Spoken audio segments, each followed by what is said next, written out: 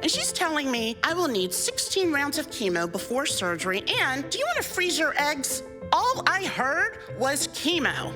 After 3 biopsies in 3 different spots and multiple rounds of chemotherapy, I was back in the weight room. And I get a call from my doctor saying, we have an appointment with you for a surgical oncologist tomorrow. So not only am I having surgery, but I also have cancer. Who would tell someone information like this over the phone?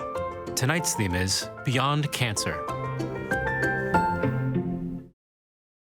Thanks to advances in medical science and increased awareness, it is more and more common for people to survive a cancer diagnosis. Even though that's a fantastic thing, life after cancer can be extremely complicated. While patients and survivors and their friends and family might find joy and relief and happiness, they often have to also contend with self-advocacy struggles, possibility of recurrence, and the basic flat impact of cancer treatment on physical, mental, and financial health.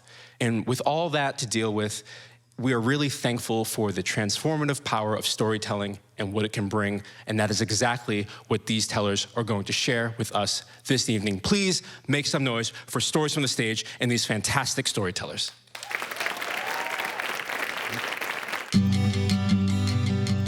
My name is Megan Claire Chase, but I am known in the cancer space as Warrior Megsy, and I live in Atlanta, Georgia. I am a 6-year stage 2A invasive lobular breast cancer survivor, but I'm also a huge patient advocate. You have a cancer blog called Life on the Cancer Train. What started you on that path, and also what do you write about?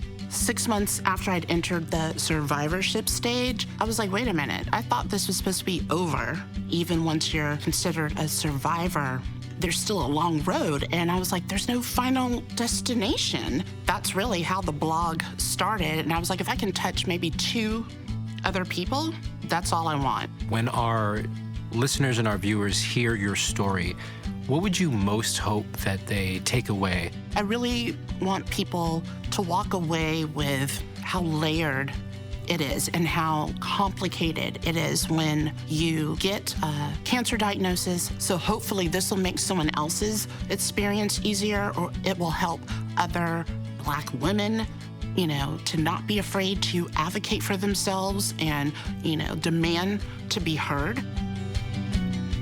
I always knew I'd get cancer, and that's not because I'm a pessimist or a psychic.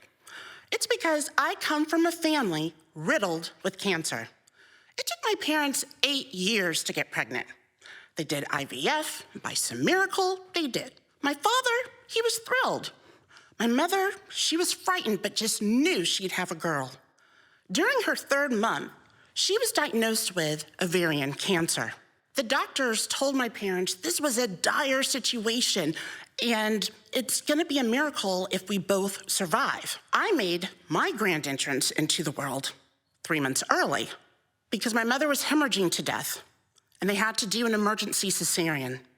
I weighed less than 2 pounds, and I was born with a tumor on my right leg. Now, when I said I always knew I would get cancer, I thought it would be cervical or ovarian. I never thought about breast.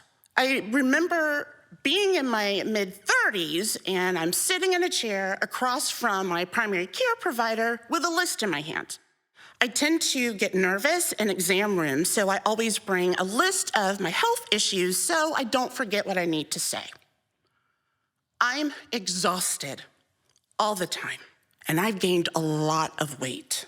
I feel sluggish and uncomfortable in my body, and I thought I had a good relationship with my doctor, who happens to be white and not that much older than me, so I'm always honest with how I feel. So when she looked up from typing her notes on the computer and said, "You just need to lose weight and eat better," I was taken aback. I immediately wanted to push back and say, "Have you not heard a word I've said?" But she won't be the only one to dismiss my concerns. I saw multiple specialists over 2 years as my list of symptoms kept growing. My hair started falling out on the left side, and I would wear wide headbands to try and cover it, and I'd wear baggy clothing to try and hide the weight gain from friends and family. None of this is normal. I am frustrated and I am in tears, but basically every doctor would say the same thing: lose weight and eat better. Then one night, I felt something, a thickening near my underarm that was as hard as a fist and came out of nowhere. My body was trying to tell me something. I got the cancer call 2 months after my 39th birthday. Invasive lobular breast cancer. Now, I felt strangely validated once I got over the shock because I never dismissed my symptoms. My doctors did. And I never heard of this subtype, but the Cliff Note version is only 10 to 15% of women are affected. And it's also known as the sneaky cancer because it's easily missed on mammograms. Now, the type of cancer most prevalent in the Black community is triple negative. So invasive lobular in Black women is rare. After a battery of tests, I am back in my oncologist's office, and she's standing in front of me with my chart in her hand, and she's telling me, I will need 16 rounds of chemo before surgery, and do you want to freeze your eggs all in one breath? All I heard was chemo. And what I didn't explain is how toxic the 3 types of chemo would be. One is known worldwide as the red devil because it's literally red with a skull and crossbones on it. No one mentioned seeking a fertility specialist. I blindly signed away my fertility without realizing the ramifications because I am overwhelmed and I am in shock as I begin 5 months of chemo. I never wanted a child because I'm chronically single. I mean, that's what I told myself pre-cancer. Who knew my longest relationship would be with my oncologist? Plus, I thought survivorship would be a breeze. I mean, that's what all the brochures and commercials say. White women doing walks, high-fiving and smiling. Well, spoiler alert, it's not a breeze. 16 rounds of chemo, multiple surgeries, 33 rounds of radiation treatments, and then my body is intolerant of all the post-treatment medications I'm supposed to take for 10 years. It feels like fire ants are crawling all over me, and I am in debilitating pain. When I discussed this with my oncologist, her solutions were unacceptable, and I said, I divorce you. And then I went and got a second opinion. This time, a man who literally walks in and says, we need to think outside the box for you. And I cried. And he did try. Each option failing, until one day he tells me that he has spoken with my gynecologist, who is great, and their recommendation is to have a hysterectomy and remove both ovaries, which is also called a bilateral oophorectomy. He was crushed because he knew I had never had kids. It wasn't until I was recovering from the surgeries and I physically felt empty is when I knew having a child was never in the cards for me. Because although I had said I didn't want a child, I did. I had imagined telling them stories from my high school and college years, and maybe they'd inherit my quirky personality. I often feel isolated in Cancerland because I don't have any nieces and nephews to shower my maternal instincts with. But I do have an outstanding therapist who has given me coping skills to help handle the cycles of grief so I don't drown in depression. But one thing I can do is advocate and empower other Black women to not be afraid to ask questions, to ask for fertility consultations, to ask about clinical trials, and demand to be heard. I'm single, I'm an only child with no physical legacy. My name ends with me. My memories end with me. My stories end with me. But my advocacy and my impact will live on forever.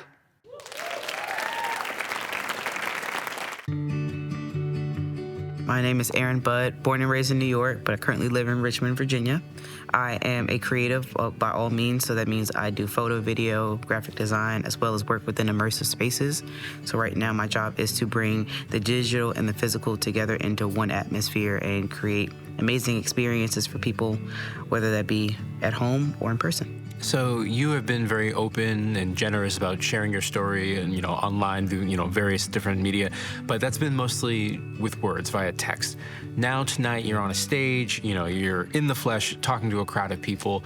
Does anything change for you in the process, that vulnerability, that openness? It makes it a little real.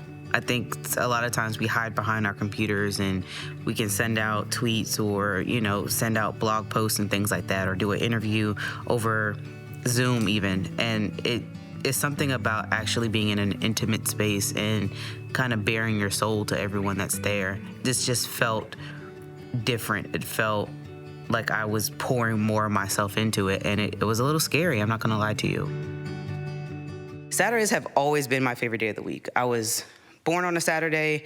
My mom would make pancakes on Saturdays, and I still love to sleep in on Saturdays as an adult. One Saturday in particular in 2018, I was home on my couch in the dark, and I was in an immense amount of pain. The pain felt like a heavy, wet towel was being wrung out and pulled in opposite directions with my organs.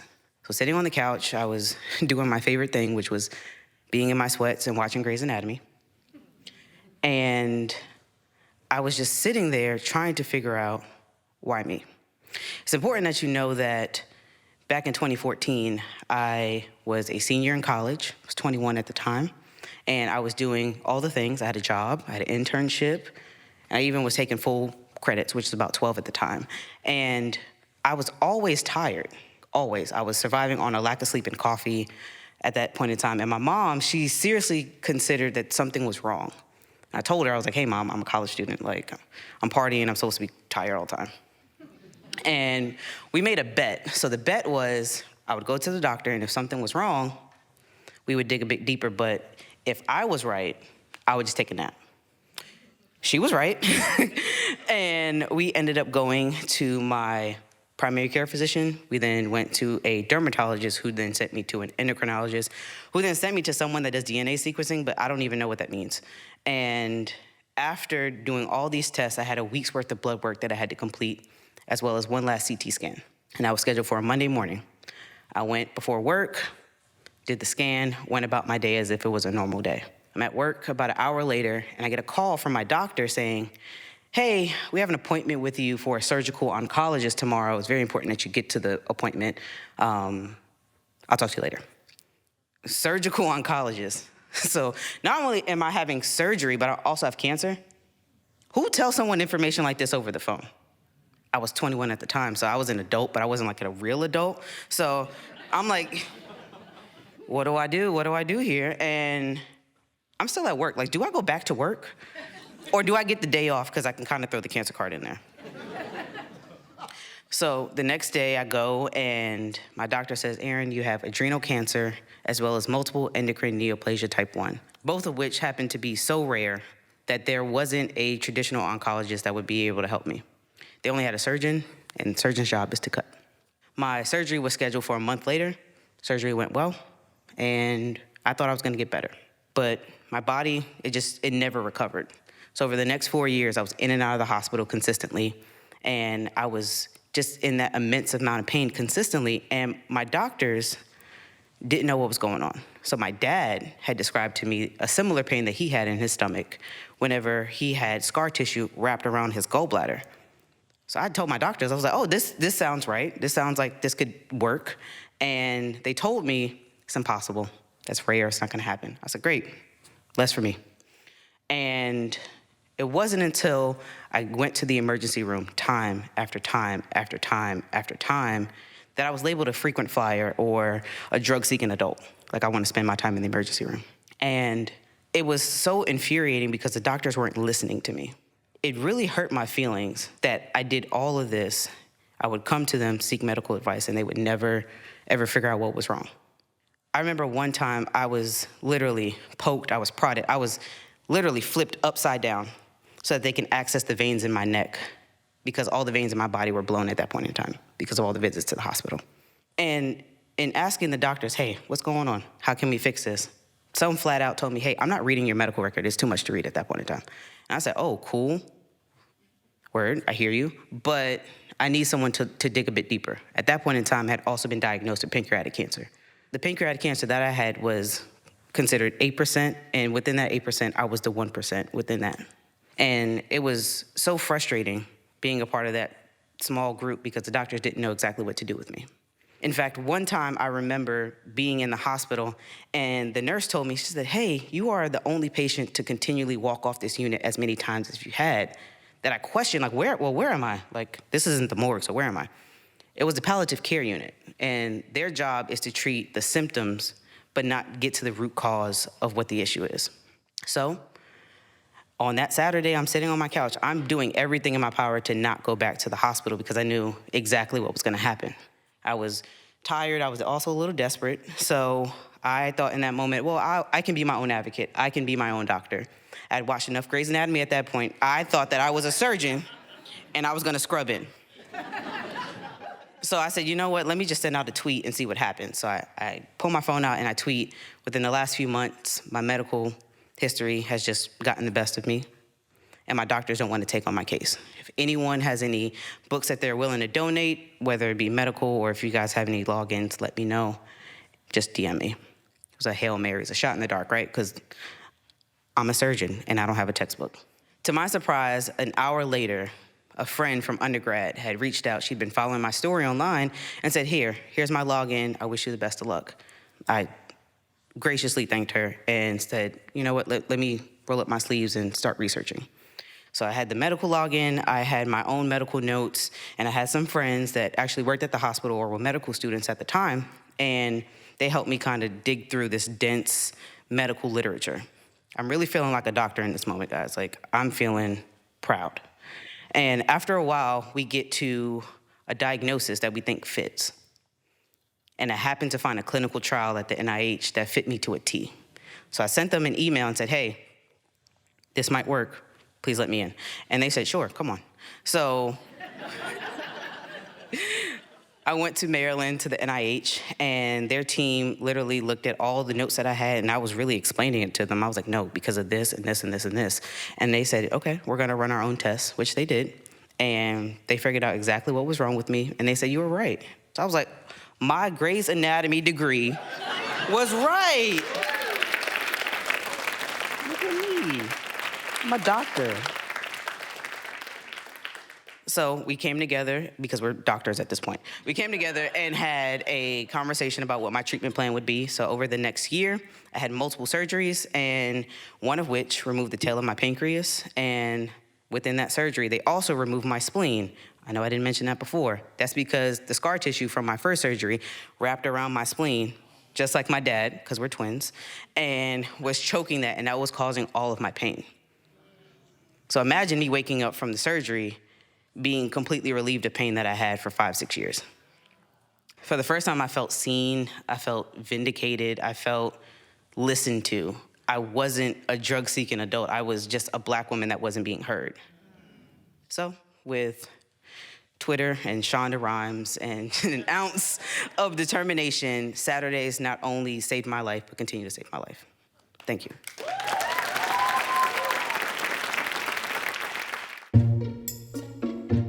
My name is Dwayne Brown. I'm from Indianapolis, Indiana. I'm currently in a dual master's program at Indiana University, Purdue University, Indianapolis.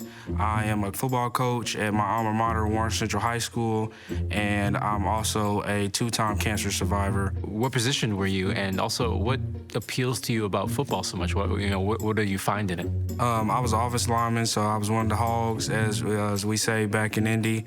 The biggest thing to me was the brotherhood, that camaraderie, and just having those people that you know you can trust that you've been to battle with. What's been the hardest part about starting to talk about your cancer experience in public?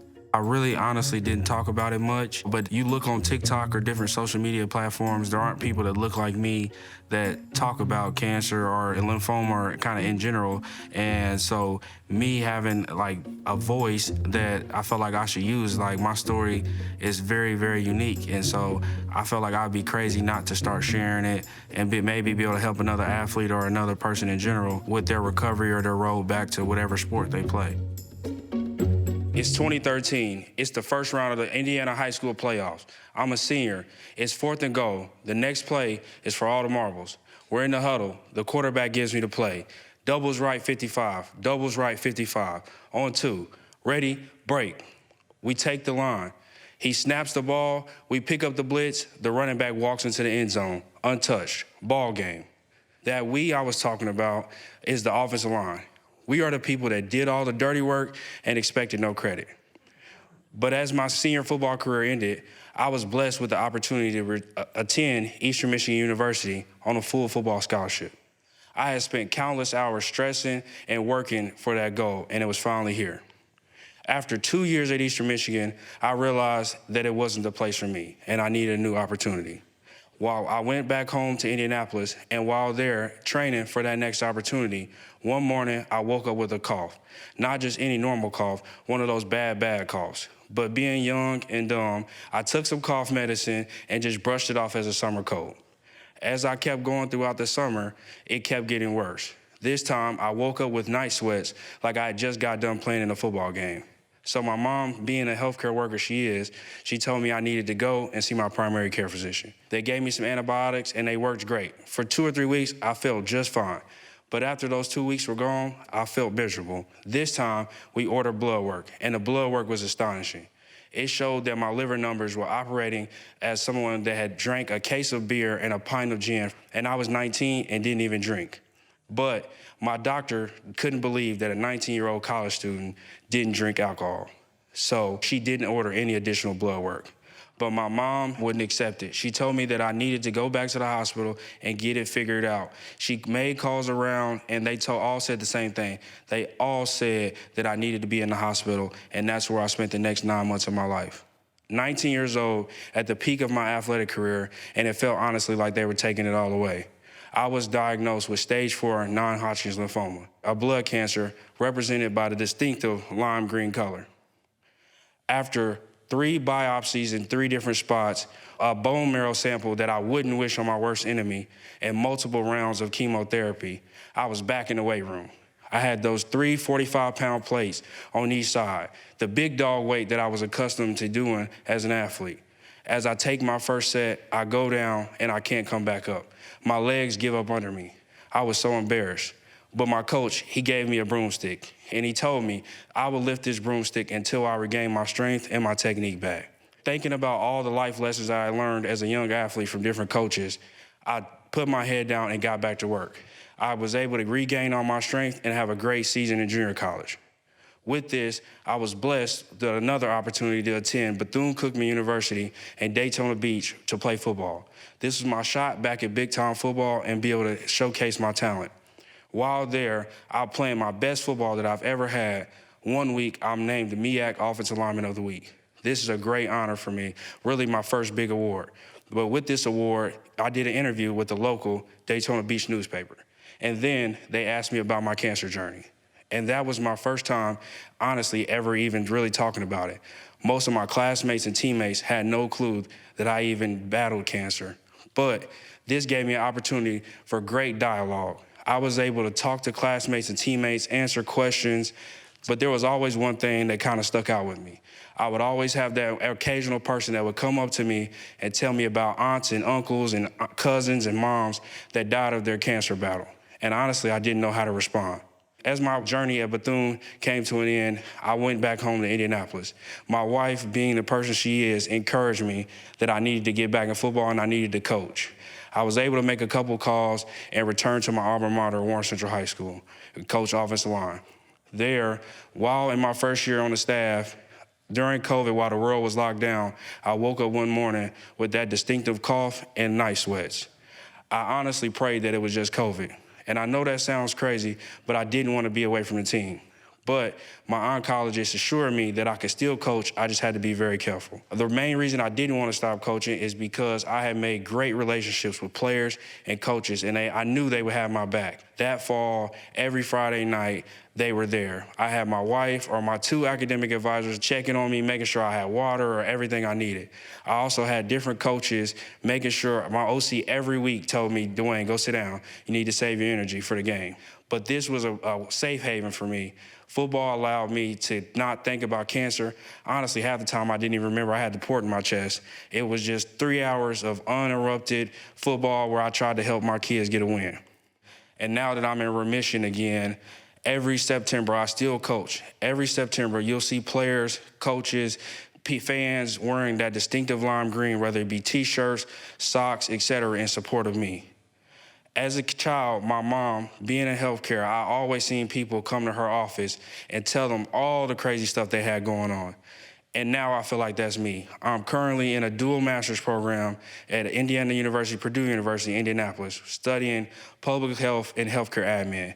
And while I tell people I am not a doctor, I still have friends and family that call me asking for different advice. And I honestly try to be that calming voice to get them to trust healthcare. We have people, especially Black people, that would go months to years without dealing with pain, affecting their quality of life, and I just don't think we should have that. My plans in the future is to run a hospital that focuses on Black health, giving them a place that they can feel safe and comfortable and knowing that their pain is being heard by people that care. You can say that I'm still in the trenches doing all the dirty work, whether it be lymphoma or Black healthcare, but I'm honestly being the advocate that my mom raised me to be.